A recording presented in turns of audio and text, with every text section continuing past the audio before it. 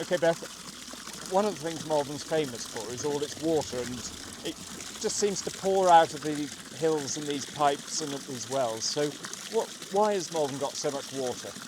Well, it's not that Malvern's got so much water, it's that Malvern Water isn't like everyone else's water. So Malvern's really famous, it's the drinking water of choice, royal family like to drink it at one point, but it's famous for having nothing in it. And that's the result of its geology. So when we think of Malvern water, it's famous for containing no minerals whatsoever.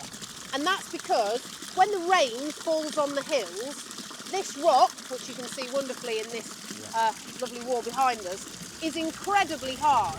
It's actually demonstrated by the fact they're not nicely shaped. They're just random blocks. That's because you can't break it into nice even shape. It's really hard. Well, the water can't flow through it. This stuff formed underneath a volcano about 660 million years ago, deep underground, and it cooled really slowly.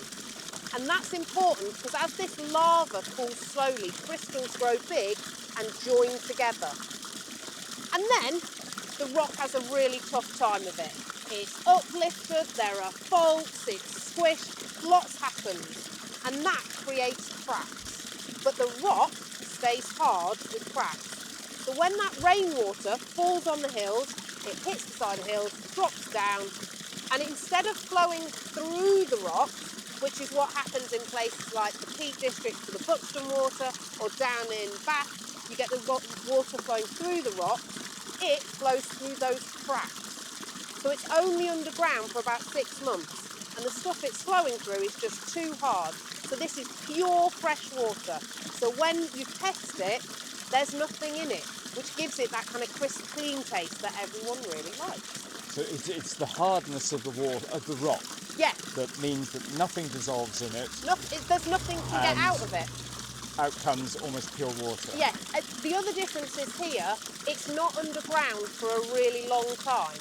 So it's underground for about 6 months, give or take, which means at different times of year we have more or less water because it's reacting to the weather in the past.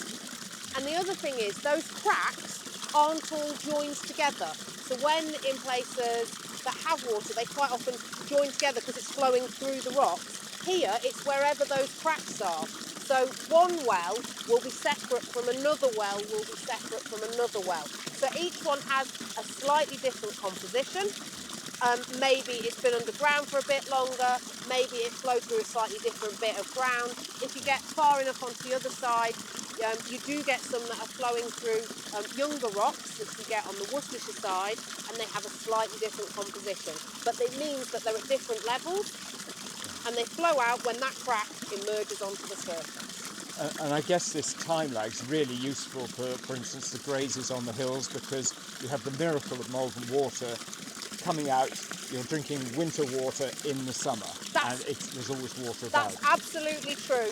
It flows really well, but because of that 6-month lag, you're not running a shortage in the height of summer. So even after a very dry summer we've had this year, you can hear it, it's pouring out the hills.